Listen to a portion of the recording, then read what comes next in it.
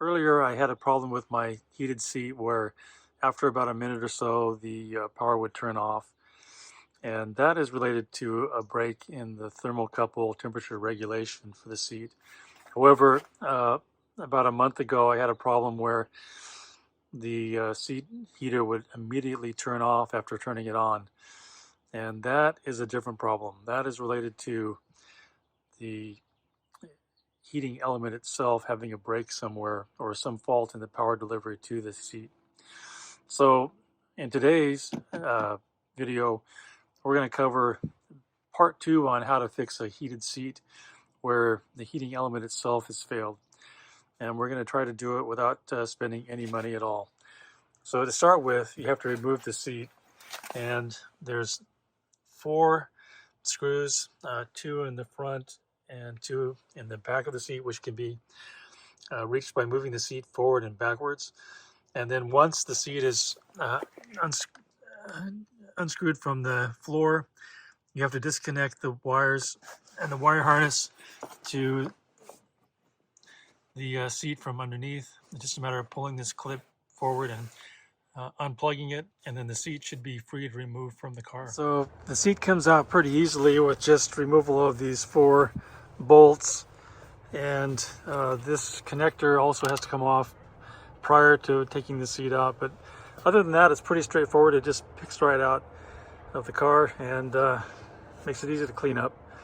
So far so good. So here is the brown and black wire connected here to the ohm meter, and you can see I'm not getting any current through the ohm meter. It should be about 3 ohms as it is in the top part of the pad, so that suggests the bottom part of the pad is the problem.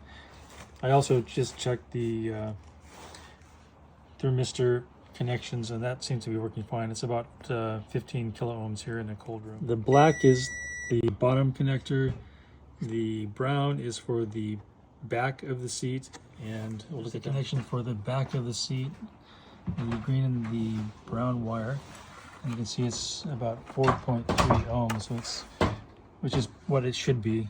The next step is to push on the little clips that hold in the knobs for the seat adjustment, so right here and the one down here as well, and pull these things off, and we can get to the cover on the side. There's a screw right here that you have to take off, and then push on these little snap clips, and this whole piece will come off, and that exposes the side of the seat.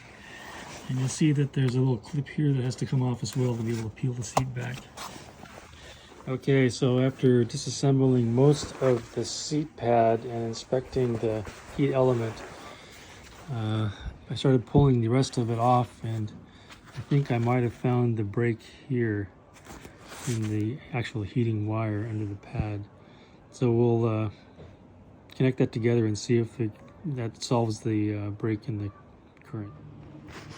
So the 2 wires were twisted, the ends were twisted together after I stripped them, and then put a piece of shrink tubing over them as well. And then I'll solder it, and we'll see if that fixes the problem. To make reassembly easier, I used zip ties instead of the upholstery rivets that were there before, these things. So hopefully they should be able to hold. I saw that other people have used these.